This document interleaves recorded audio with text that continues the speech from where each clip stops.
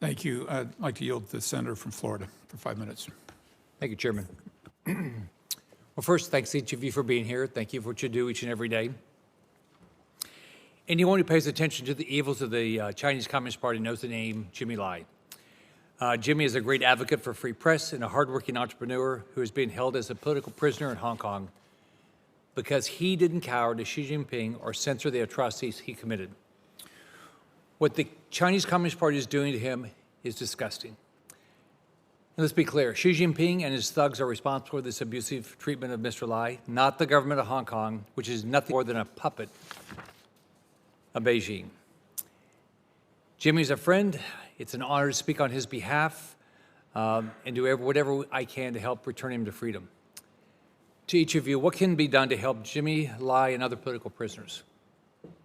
However you want to start. I think that Jimmy Lai is, such an important figure because he represents, as you said, freedom in general.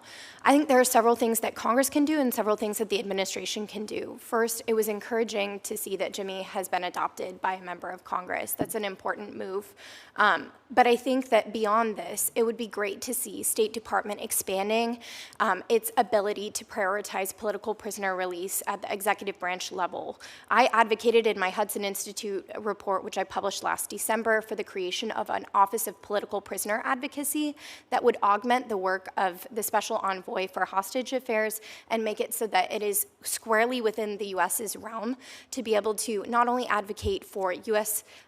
Hostages abroad, but also for individuals like Jimmy Lai, who are not American citizens, but who are equally worthy of our best efforts. Thank you. Ms. Hu, how you guys want to go? First of all, Senator Scott, may I thank you for your very powerful advocacy for Jimmy Lai. He's extremely lucky to have you in his corner. We're very grateful for everything that you've done in relation to his case. I agree entirely with the remarks that you've made about Jimmy Lai and the importance of his case. And there is such urgency to his case now, given his state of health. And just to put that very starkly in context, there's a very strong evidence base showing that there is a much elevated risk of death in circumstances where you have elderly prisoners who are held on solitary confinement. That is elevated further when you have an elderly prisoner who's diabetic. Right, with no sunlight. With no sunlight, that's right. With no sunlight, limited fresh air, very limited, meaningful human interaction. So in any circumstances, regardless of the conditions, there's an elevated risk of death when you have someone held in solitary confinement for that length of time.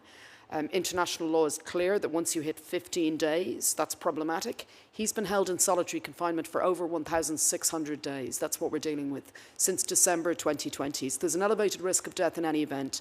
And because of his age and his state of health, that is a very real risk. Now, it seems to us that it is simply not in China's interests for Jimmy Lai to die in prison. You heard the name Liu Xiaobo earlier.